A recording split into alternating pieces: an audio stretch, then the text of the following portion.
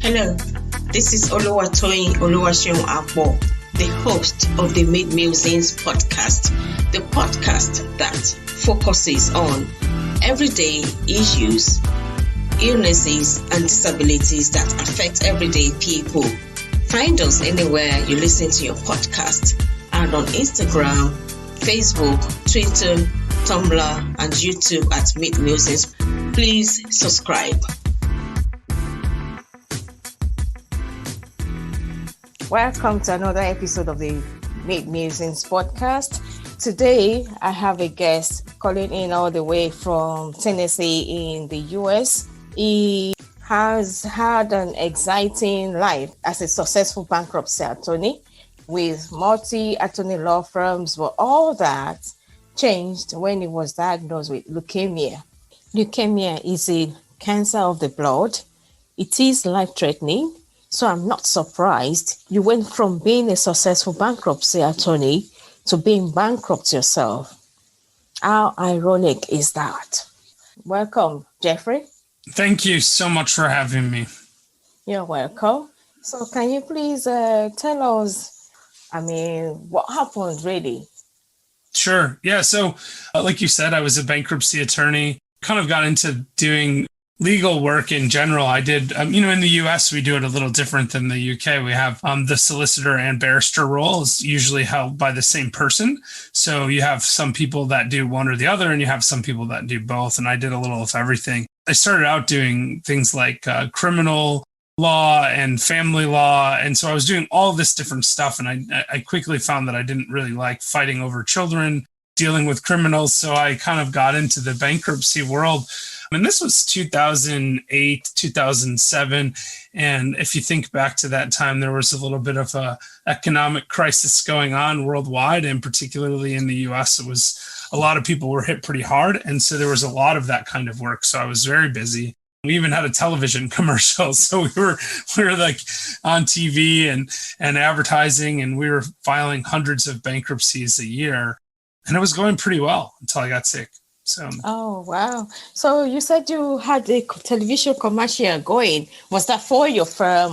It was just for my firm. And then I had, it was myself. And at one time I had two other attorneys working for me.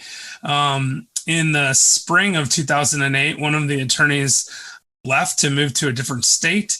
She was getting engaged and wanted to be closer to her soon-to-be husband, so I didn't blame her for that. And then in the summer of 2008 is when I was diagnosed with leukemia. Well, it was September of 2008, and the other attorney that was working for me, he actually put in a 2-week notice a week before I was diagnosed. So we were in a situation where we went from, in a few months, 3 attorneys down to 2 attorneys, and then down to 1 attorney. And then I got sick and was in the hospital. So we went to 0 attorneys in a couple of week period, from 2 to 0. And that really created a challenging financial situation. We had about $5,000 a week in regular expenses at the law firm, and no money coming in. So it was tough for sure. And of course, I had health insurance, but it wasn't as good as what I have now. And, we don't have, our health insurance system is significantly different here. So the quality of your insurance really matters, especially then. This is pre-Obamacare days. So things like pre-existing conditions and stuff it really was difficult to sort through when you had good insurance and when you didn't. Turned out I had okay insurance, but it wasn't as good as I would have liked because I didn't have any disability care built in. So I didn't have any money coming in at all. Yeah, you said your insurance didn't cover pre-existing conditions, but for you, leukemia was just a newly diagnosed illness at that time? It was covered, yeah. So I was covered from the medical side, which is good. Because so there's all kinds of different leukemias. The one that I was diagnosed with is called chronic myeloid leukemia. And it was, honestly, if I'd gotten diagnosed 2 or 3 years earlier, it was a death sentence. But they had come out with a new drug protocol, a drug called imatinib, that it functions as a highly targeted form of chemotherapy. And it's essentially a miracle drug. I take this pill once a day, and that's it. And it pretty much keeps the leukemia in check. It's still there, but It doesn't have any negative side effects really, other than a little bit of nausea with when I take the pills. But the trade-off nausea versus death seems like a good trade to me. So I just keep taking my pills. Those are very expensive. They've gone generic now, so they're a little bit less expensive, but they were about $40,000 a month is what it would have cost if my insurance hadn't covered it. So. All right. So are you still on this medication right now? I am, yeah. 12 years later, I take it once a day. How does the medication affect you? Does it have any side effects? Yeah, the side effects are pretty mild, and I've gotten used to them over time. So, like I said, the side effect of not taking it is dying. So the side effects, whatever they are, I probably would deal with them. But it's mostly just a little bit of nausea. So if I take it with a meal, it's not too bad. If I forget to take it with dinner, though, and I have to take it, on an empty stomach, it can make me a little nauseous. So, I feel like I'm going to vomit, but I never have. So it isn't that bad. And then the other thing is sometimes you get a little cramping or diarrhea, but it's not, it's all manageable. It's a lot better than some chemos that, you get very, very sick. This, because of the way it works, it targets a specific protein. And I don't understand all the science behind it because, who does, right? But what it does is it inhibits the specific protein that's used in the reproduction of the leukemia cells inside of your bone marrow. And it makes it more difficult for those cells to reproduce, which means that the level of the disease in your system stays relatively low. So you don't have any of the sort of nasty other side effects. And so it's really not too bad. I'm very fortunate, the type of drug that I have. And of course, when I was first diagnosed, we thought I was going to die. Like, I don't know if any of your listeners know about white blood cell counts, but of course we do. Yeah. So, the normal is 4 to 10,000 cells per cubic milliliter or whatever it is, something like that. And mine was 258,000 when I was diagnosed. Wow. Yeah, and the only thing I knew at the time was that was really bad. That was crazy bad. Yeah, I had a cousin who died of a different leukemia a couple of years before I was diagnosed, and when she died, her leukemia was such that her white blood cell count was around 150. So I was just saying, okay, I'm at 250. I'm definitely going to die. So you made 250,000 and yeah, 150,000 because you said 150 and 250, which is like low. No, 250,000. Yeah. Okay. Yeah, so I just kind of went, well, I'm going to die. I accepted that immediately. I remember in the emergency room the first night after they told me this white blood cell count, my dad came to see me and he said, and this was in September, he said, if you live till February, we can go to Australia. And I was just like, I hope I make it till Christmas, right? Like that, like I didn't even, the idea of living until February, 6 months later, it wasn't even a thought at the time. And that has a tendency to change your perspective on life. It can really focus you and get you. It's the same with taking a chemotherapy pill every day, right? It can focus you. Every day it's a reminder of your mortality, and I consider that a big blessing. If I didn't have a daily reminder of my own mortality, I might slip back into practicing law, which was lucrative, but was also not emotionally satisfactory. It wasn't something that I really loved doing. Okay. So how long did it take you from being diagnosed with leukemia to you being bankrupt? It was about 1.5 years. We tried really hard to pull through that. We accumulated about $150,000 in credit card debt. I had really good credit before that. So I was able to just pay stuff on credit cards. And I kept thinking, well, one of these days I'll get through this and I'll start making money again and we can pay this off. And I did get through it, but by the time I did, we had such an enormous amount of debt. It was really, really, really overwhelming. And then on top of that, the economy had gotten worse. It was then 2010. Yeah, so 2008, and then 1.5 years later, it was 2010 or the beginning of 2010, and the economy was really tough. Yeah. And we had all this debt, and I was offered a job working for a trucking company, and I thought, I don't like practicing law. It's going to take me years to dig out of this. Maybe I just need to say, forget it and quit practicing law and go do something completely different. And it was actually, it was hard. It was a hard decision. I don't want to take it lightly, but it was the right decision in as much as if I hadn't gone through that, I wouldn't be where I am now. So how did you cope with your diagnosis when you say with all these treatments and all the information coming to you, you had to go through chemotherapy, and was it a fast-paced treatment? Was it started instantly?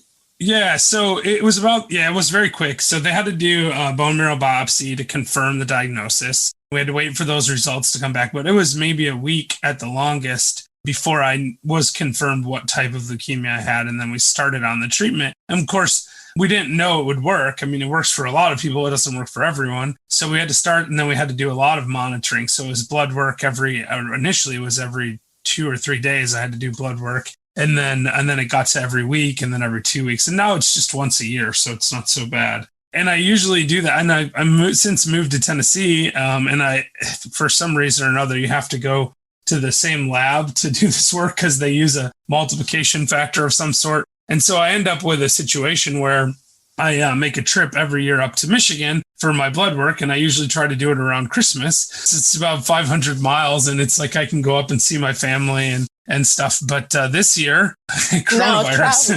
Yeah. So I did go to Michigan because I had to get my blood work done. So I drove to Michigan. This year? Do you mean this year? Yeah, last week. Oh, and, good. So I drove up there. I stayed overnight in a hotel. Didn't see my family. Went to the doctor and got my blood drawn. And then I went to see my mom, and it was cold, but I put on a mask and stayed, in the front porch area of her house and just kind of talked to her so I could see her. But, yeah. So we were, 10 feet apart and wearing masks, but at least I got to see her for a few minutes, and that was nice. Saw my sister the same way, and then turned around and came back home the next day, which is a lot of driving. It's 12 hours driving each way. It's a lot for a weekend, but you just do it because that's what you have to do this year. So, but the good part of it is that you did see your family, but you couldn't actually hug them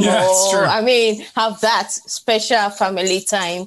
It was just socially distanced, which is what we have to do now. It's just the fact of life this year. And I think I'm optimistic with the vaccines coming out that we're going to get past this in the next 6 months or so, but we're just going to have to deal with it for the next little while, however long that is. And I mean, listen, I'm fairly confident that I don't have coronavirus, and I'm fairly confident they don't. So it's probably a low risk encounter anyway.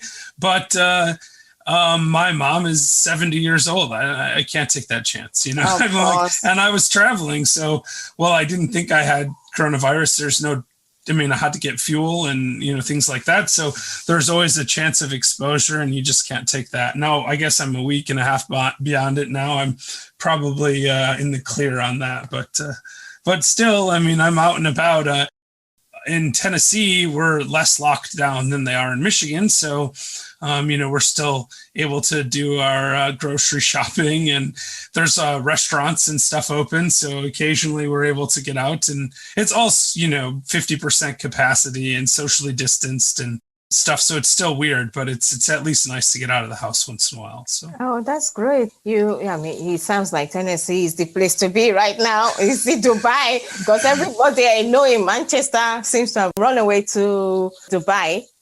Yeah, they're all enjoying the sunshine in Dubai right now.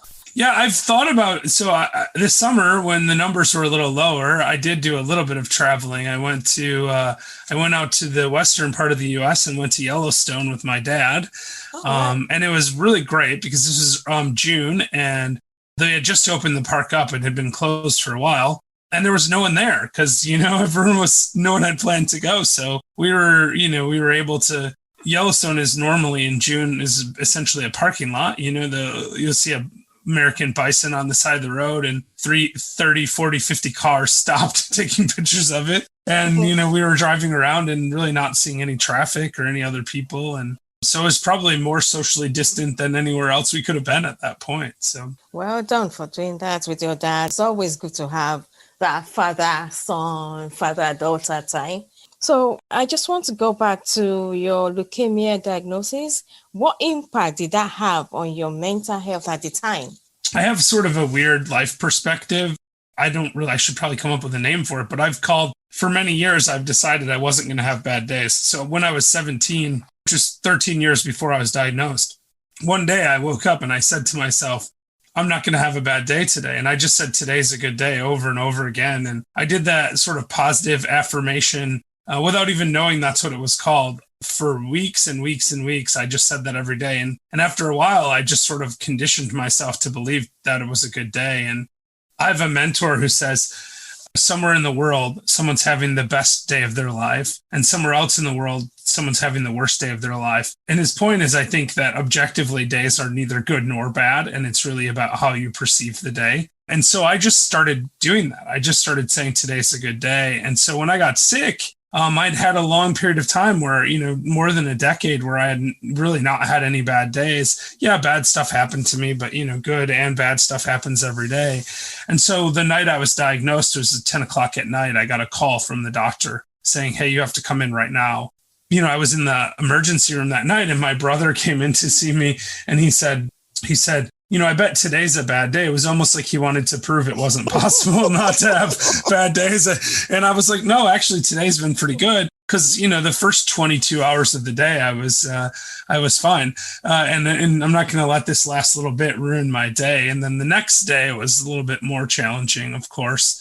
Because, that day, I knew the whole day that I had leukemia. But I remember it was around 4 p.m. in the afternoon, and there was a change of shift at the hospital, and this new nurse came in, and she walked into my room, and she looked at me, and she recognized me, and she said, oh my God, Jeff, I'm so sorry to see you here. And I looked at her, and I recognized her, and I said, Shelly, I'm so happy to be here. And it was really true, because this was a babysitter of mine from when I was a child. Oh. And I hadn't seen her in, probably 20 years or something at that point.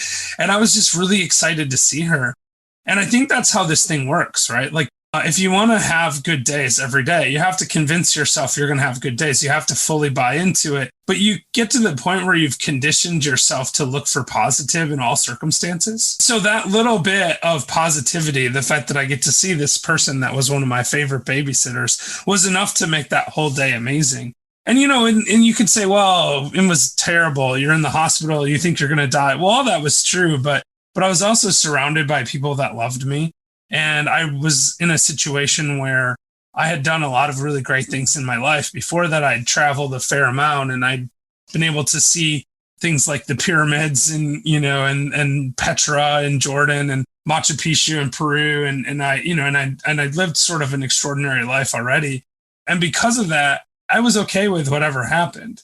I think if you condition yourself to look for positive, you're not going to regret it. And then what's going to happen next is you're going to realize, if you do get through whatever hard thing you're going through, that sometimes those are the best things that happen to you. Because, objectively, getting leukemia and being forced into bankruptcy was very difficult. There's no doubt about it. It wasn't like every day I was the happiest person in the world. And I was always like, oh, I'm so glad this is happening to me. I don't want to say that. But I found something positive every day. And when I look back at that period of time now, it made me such a better person. And like I was saying about having a daily reminder of my own mortality, it's caused me to live my life in a really different way than I would have otherwise. It's forced me to get into different career paths that I wouldn't have necessarily chose, but have been much more rewarding for me personally. It's allowed me to meet people that I would have never met otherwise, that have been amazing people. And do things like this, come on your show, and share this stuff. Oh. I love telling people that they can give up bad days. Like that, to me, if I could get one of your listeners to say, you know what, I'm going to try that. I'm going to tell myself today's a good day, 20, 30, 40 times a day until it becomes true. It would change their life. You can change one person's life. It's worth it, right? I mean, it's just such an amazing experience to live, unbroken strings of good days. And the great part is, even if it only works 90% of the time, it's still way better than the default. Most people have mostly bad days. It's a sad fact of reality, is that most people look at their life and they're not happy with where they are, and they just kind of are settling. And I don't think that's a good way to live your life. I think you have one life, and you have to dream big, and then you have to pursue those dreams. Oh, definitely. We all have one lives, and we have to pursue dreams. And you're about the third person I'm interviewing from the US who's been diagnosed with cancer, and they had a mantra for them.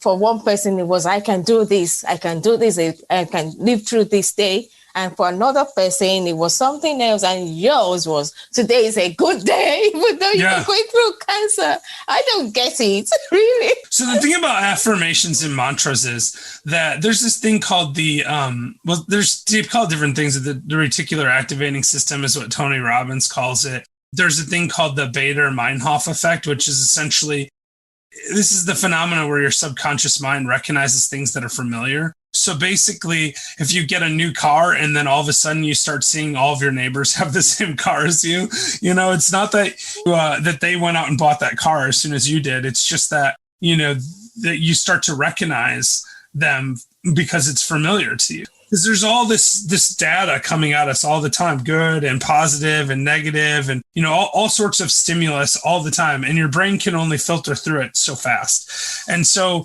if you start to recognize what's familiar, and if you convince yourself of something like, I'm going to live through today, if you say that over and over again, then when you feel stronger and you feel healthier, it's reinforcing that mantra. And it's the same thing with, today's a good day, or, I don't have bad days, or, any of that things. What happened to me is I said it all the time. And then one day I walked into a convenience store and the guy behind the counter said, how are you doing today? And I said, I don't have bad days, I just said it. And then I went, holy cow, it's true. I don't have bad days. Like it hit me, like all of a sudden I realized I hadn't had a bad day in several months. And, that was when I was 17, like I said, and now that's 25 years ago, a quarter century of not having bad days.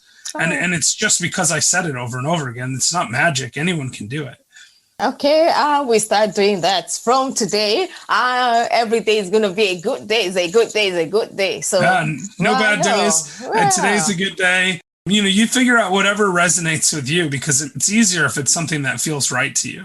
It's not going to feel 100% true. Like if you're having a crappy day and you say today's a good day, your brain is going to be like, no, it's not. Exactly. Right? That's it. But you got to just keep saying it. It's like going to the gym. When you first start working out, you don't feel like you're making any progress. And if you go every day for for an hour or two every day, after a while, it starts to be like, oh, I'm that person that goes to the gym every day. And then you feel weird if you don't go to the gym every day. Definitely. It's just something I'm going to practice, or maybe from this moment on. Yeah, start right now. That's the trick. So I spend a lot of time thinking about this, have my own show where we talk about living the best version of your life. And on my show, we talk about this stuff all the time. And what we try to do is we try to look at it this way. There's a couple of things. One, if you don't take action now, you might never, right? Because someday may never come. Definitely. In fact, everything that's ever happened to you has happened in the present. Nothing ever happens in the past or the future, right? Because we only live in the present. So, and that's something that, The Power of Now is big on that, right? Eckhart Tolle's book, he talks about that. And while I don't 100% agree with everything Eckhart Tolle says, he is right about this. Nothing ever happens in the past or the future. It always happens now. There's another author I really like, Hal Elrod, who wrote this book, Miracle Morning, and he says something to the effect of, the moment you accept complete responsibility for everything in your life is the moment you can change anything in your life. That's true. And I love that quote. And that's how I feel about the no bad days thing. It's like, you don't have to have bad days. If you accept that the only reason you're having a bad day is because you're allowing yourself to have a bad day, then you have the power to change that thing that you don't want anymore, and you don't want to have bad days. And I'm going to tell you right now, is it easy to give up bad days? No, it's not easy, but it's a lot easier than having bad days. Bad days are terrible, right? Yes. Like, who wants to have a bad day? So, and I don't want to, there are people that have legitimate medical conditions, clinical depression, things like this. They need to get help, right? I mean, this is not a magic trick. It's not going to cure disease. It's not like I can say I don't have leukemia over and over again and it goes away, right? But I do think for the majority of us that don't have serious mental health issues, we can choose to recognize that we have power over our day. Oh, dear. Thank you so much. So where are you at in your life right now? What do you do now? Because you said you no longer practice law. So what do you do? Yeah, so I started real estate investing in 2010 while I was working still. We didn't have any credit. We didn't really have any money, so we had to get a little creative about it. But I bought a condo and rented it out. And then we bought another one a little while after that. And we just kept doing that for the next 6 or 7 years. And we partnered with people so that we could grow. But that's it. I mean, that's what I do now. I'm a full-time real estate investor. We own a couple of apartment buildings. They're small, but I mean, they're big enough for us, right? 12 units, 20 units, things like that. So we do that. And then I do a little bit of other miscellaneous stuff. I've got a couple of podcasts. I have one on real estate and I have the other one on like mindset. We don't make a lot of money on those, but those are a lot of fun. And, we just try to, enjoy life. Like this year in February of 2020, so right before everything shut down, I spent the entire month in Africa. I was in Tanzania, Kenya, and Ethiopia. I climbed Mount Kilimanjaro, and we share about that in is that with your leukemia? Yeah. Wow. Yeah, I did. Yeah. And listen, it was hard, right? Mount Kilimanjaro is hard for everyone. It's the highest mountain in Africa. Yes, that's it. Yeah. It's almost 5,900 meters, 19,000. How long did it take you to get to the peak of the mountain? About 6.5 days. Wow. Yeah. Right. So 8 days on the mountain, right? So you take your time on the way up because you have to get used to the different elevations. Yeah. So you go, walk 6, 7, 8 hours a day. And then you set up camp and sleep, rest, and then you walk 6, 7, 8 hours the next day. And you do that for 6 days. And then that 7th day, it depends on what route you take. We took a slower route on purpose so we'd have more time to get used to the elevation. That 7th day, you get up.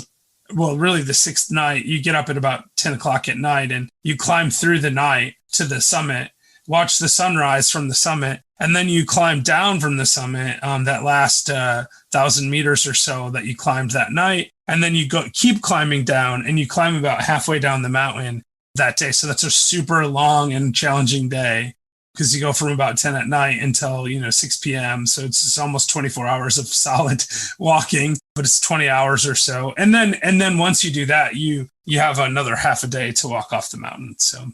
Oh yeah, that's just before the lockdown. Just before the lockdown. And I'm very fortunate. Lucky. Yeah. Yeah. No, it was actually, so I wrote about this in a book that we put together called The Coronavirus Collective, which we donated 100% of the money to charity and people can buy it on Amazon. But so in the Coronavirus Collective, we had 30 different authors write about their experience in the first few weeks of the shutdown, sort of positive motivational stuff.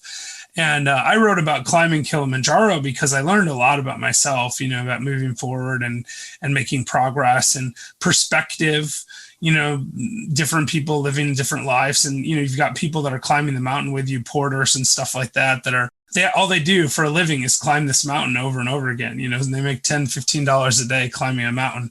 And that's not a great way to live, but they were very happy. And so there's a lot of reflection involved there. But the thing that was most interesting to me was that I really walked up the mountain in one world and walked down in another. I mean, we barely even heard of the coronavirus. I started climbing on the 14th of February and I came down on the 23rd of February, right?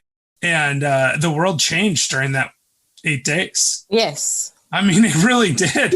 Like I'd heard of the coronavirus, I was in China last fall of 19 too. So, and even in China in the fall of 19, no one was talking about it. Right. So, within a 6-month period, the world changed. But the most dramatic part was this, walking up the mountain, we really didn't think about the coronavirus at all.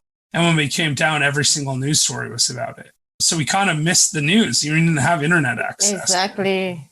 And when I look back at it, it's really interesting. On the 14th of February was the first day that there was a recorded case of the coronavirus anywhere on the continent of Africa, right? On the 14th. And by the 18th, there were recorded cases in half of the countries. And by the time we got off of the mountain, it had come to every country in the continent of Africa.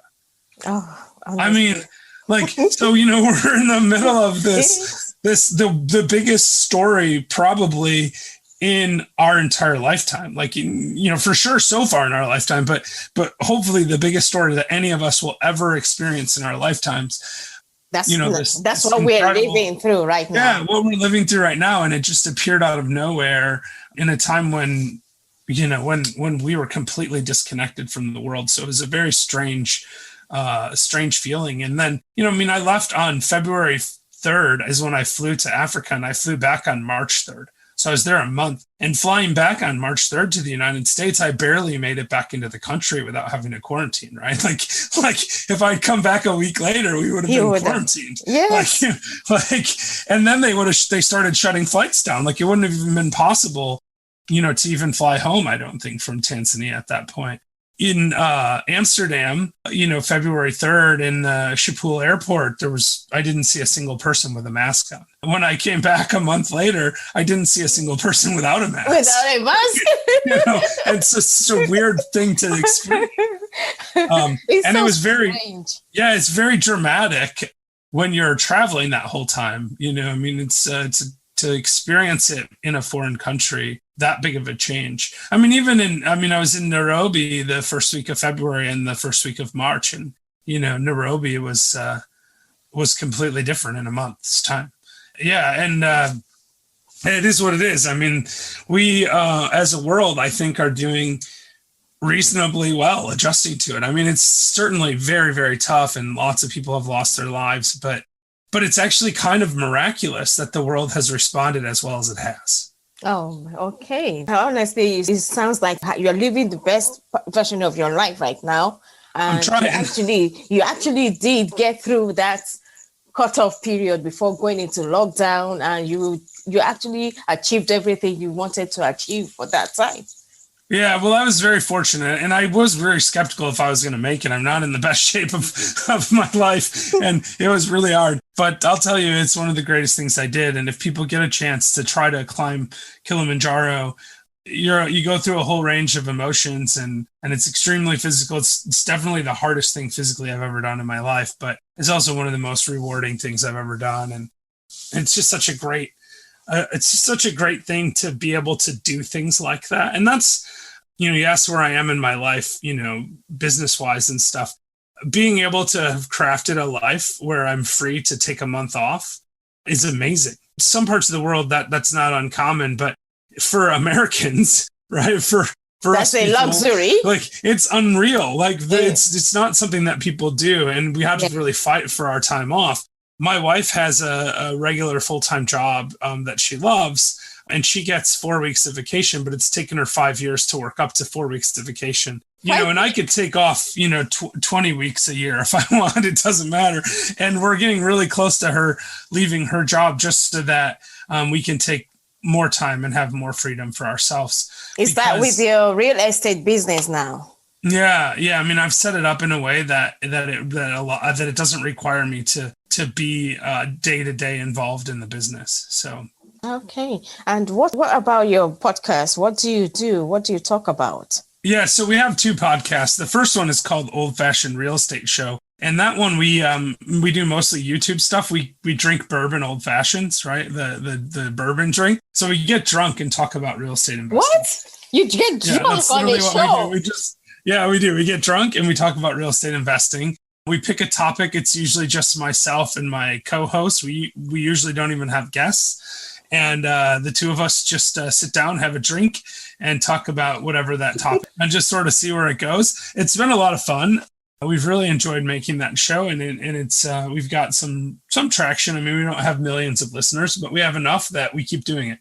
Anyway, drinking bourbon on this show is definitely a way to get you talking. It keeps you happy, and then you can just start feeling. And we're not getting like sloppy drunk, like, slurring our words and stuff. We're just getting enough that we loosen up and we just have a good time. And when we've had guests on that show, it's been really fun because you get a little bit of people let their guard down a little bit. And we've had some really amazing guests, everyone from economists to futurists to real estate investors, best-selling authors. So that's just been a lot of fun. Just kind of getting to know some people. I don't know if there's anyone that your listeners would know. There's Dr. Ian Pearson is one person we had who's relatively famous in Britain. If you keep your eyes open, you'll see him quoted in The Guardian or something every couple of weeks. He's a futurist, and he was an amazing guest to have on the show. We really enjoyed having him on. But yeah, it's been a lot of fun. And then the other show is called Last Life Ever. Last Life Ever is sort of our take on recognizing that you only get one chance. You mean last life ever, as in last? Yeah, last. Like, this is it. It's your one chance. And so last life ever. And we just interview people that are doing extraordinary things with their lives. People that, that are doing charitable works, or, we've had some religious people on, pastors and missionary type stuff. But I mean, it's just, and sometimes it's celebrities. We've had famous comedians. We've actually interviewed Dr. Pearson, a futurologist, on that show as well, because he's so fascinating. I was like, Ian, you have to come on my show. You have to come on my other show now, because he's really great. I mean, talking about, sort of far future stuff is just really interesting. But it's whatever we find interesting, because the brand is really us living out our best version of our lives. What does it mean to help people live the best version of their lives? How can you help them to do that? So there's goal setting stuff and motivation stuff. And that's when we talk about, not having bad days and how to plan for the future. But there's also business stuff and financial planning stuff, because in order for people really to live the best version of their life, they've got to figure that stuff out, because a big part of living your best life is being able to pay your bills, right? Might be cutting back on bills and living a minimalist lifestyle. For some people, that's a great way to live, but some people want to own islands and fly around in jets, right? And those people have to figure that part out. So it's not like we're not making a value judgment on what your best version of your life is, but we believe that everyone has something to offer to the world, and we do owe it to ourselves, our families, our communities, and the world itself to live that best version of our life, because that's how you provide value to the world. Oh, thank you so much for your insights and for sharing your experience with leukemia and all your podcasts. How can listeners connect with you? Do you have Instagram, Facebook? I do. Yeah. So Instagram's great. It's just at Jeffrey Holst. So it's just my name, at Jeffrey Holst on Instagram. And I'm on there fairly regularly. If people message me, I usually see it. But otherwise, the Last Life Ever private group on Facebook is good too. We pretty much let anyone in who answers the two questions we ask, which is, do you promise to be nice? And do you promise to try to live the best version of your life? And if you say yes to those, then we let you in. So it's Last Life Ever private group on Facebook. And I spend a lot of time in there. We have about 1,300 members or so, and it's a pretty active group, and it's all people positive, encouraging, motivational type stuff. And I've really enjoyed interacting with people in there as well. Thank you for your time today, and it's been amazing having you as a guest on my show. Thank you. A big thank you to all our listeners who have been sending us messages through the message link. I would like to thank everyone who has listened in so far and contributed to this podcast. Thank you so much. We keep listening, keep sharing, keep downloading, and keep liking. Thank you again.